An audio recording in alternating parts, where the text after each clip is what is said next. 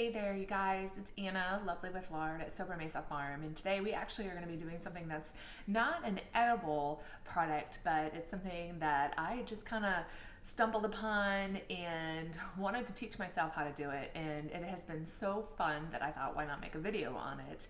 And so today we are going to be learning how to make beef tallow beeswax candles. And it's such an easy thing, and for us, because we had so much beef fat from the steer that we butchered, I couldn't let that go to waste. It's like throw something away that could be used in an amazing product. And so that's what we're going to do today. And we're going to get started here in just a second, and I'm going to be listing out the ingredients that you are going to need. And it doesn't take very long, and it's a really fabulous thing to give for a gift this holiday season. So here is the list of items that we will need to put together our beef tallow beeswax candles.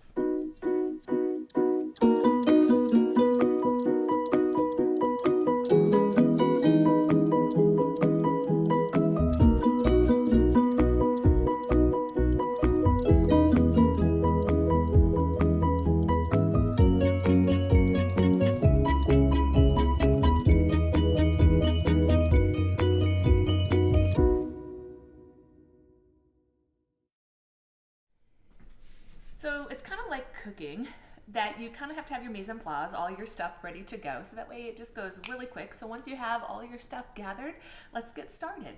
So right here I have my scale, and on my scale I'm using a measuring cup, and this measuring cup we didn't like. It just poured really funky, so I thought, why not utilize this in my candle making? And so in that, I'm going to go ahead and I have my beeswax right here, pellets right here, and I have my tallow right here. Now I add 1/3 of beeswax pellets to 2/3 tallow. And it's kind of up to you on how you want to do that. I just felt like that was probably the best combination.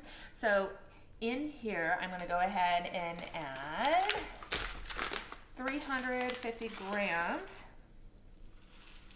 or just 300, I'm sorry, 300 grams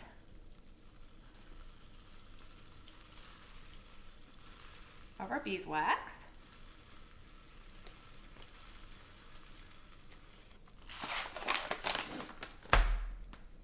And then we're going to go ahead and add our tallow to that. And approximately the amount of tallow, oops, that was my bad. I need to tare it again. My bad. So you tare it again. Now I'll add my beef tallow to that, so that way it is the correct amount. So I'm just, when I poured my, when I rendered down my beef tallow, I just put it in a container like this. It's easy to access, it's easy to cut out, and it's easy to store. And if I didn't want to use it for candles, I could cut it up into little chunks and freeze it and utilize that in my cooking. So we're going to go ahead and continue to add this beef tallow to this. We're going to add about 800 grams. And then on the back here, I don't know if you can see, I have a pot going right back here on my stovetop, and that has got some water boiling, and we are going to melt down, use my spoon, melt down all of this product.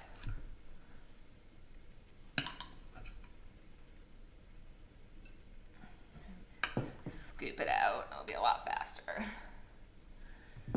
Now, this is something that we never did as kids.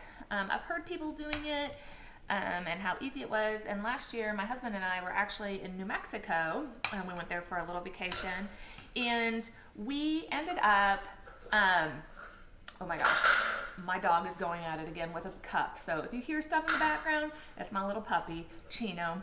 Anyways, my husband and I saw these amazing candles, and they were made out of hollowed out tree trunks with a candle inside of it. They were so beautiful. And I thought, oh my gosh, my husband's a woodturner. I thought, what a cool gift. Okay, so I have all my wax ready to go. I'm gonna put it back here in my water back here, and it's going to slowly melt. It'll probably take at least 5 to 10 minutes to get this melted down into a liquid that's easily pourable.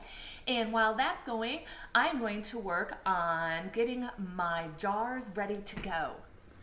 As you can see, I'm coming over here. I'm using a plastic spoon so that way I can just throw it away when I'm done. But as you can see, all this is starting to melt down. And so I'm just gonna stir it periodically until it's ready, all like this clear liquid. And it will get there, I promise. So we'll just keep on waiting, keep on stirring, and we'll be ready shortly. All right, so while my beef tallow and my beeswax is melting back here on the stove top, we're gonna go ahead and get our vessels ready to go to be holding the candles.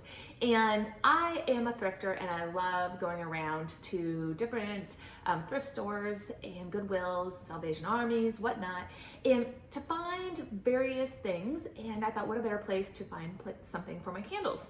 So I got various different things. I have something like this and little cups like this. So it kind of depends on what you want, what you can find. So what we're doing is I'm taking these wax wicks and wick tabs and gluing them with my hot glue down in the center of each one.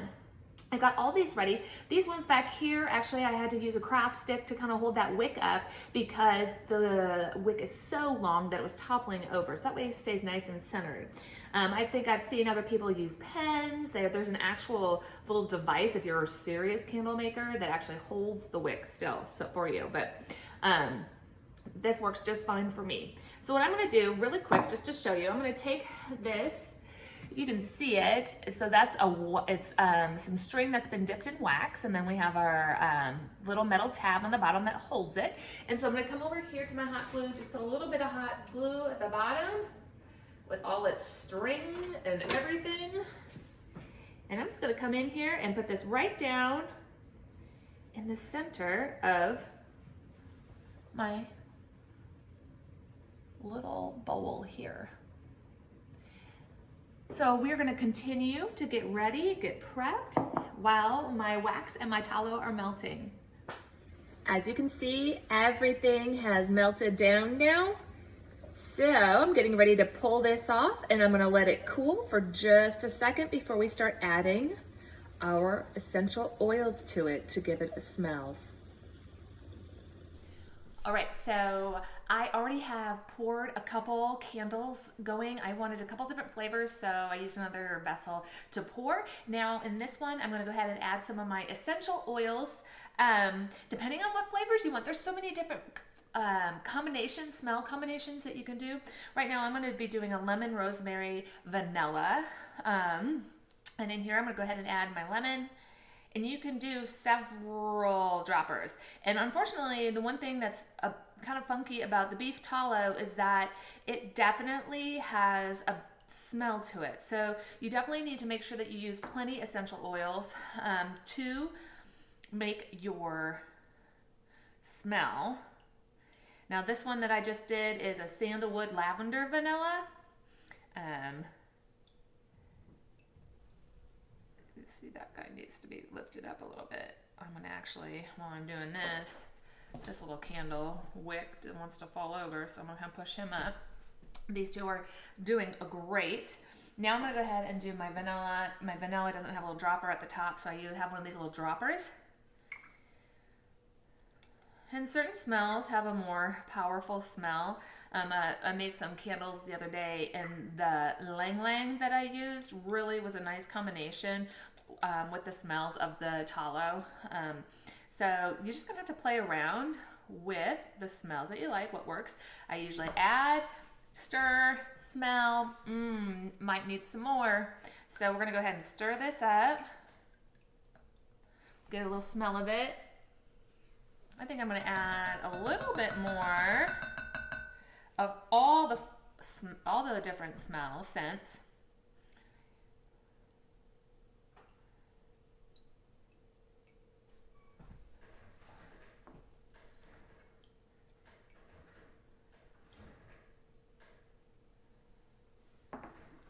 And we'll do some of the vanilla. I know candles are kind of gone to the wayside a little bit to diffusers. Scentsy was a big thing, but you know what? There's nothing better than a homemade candle given as a gift. All right, so now what I'm gonna do is I'm gonna go ahead and take this And I'm gonna go ahead and pour it into my containers that I have ready to go. You can just pour it in, just like that. And voila. And as you can see, this one's already starting to set up a little bit. And that, my friends, is how at Sobremesa Farm in our kitchen we make beef tallow wax, beeswax candles.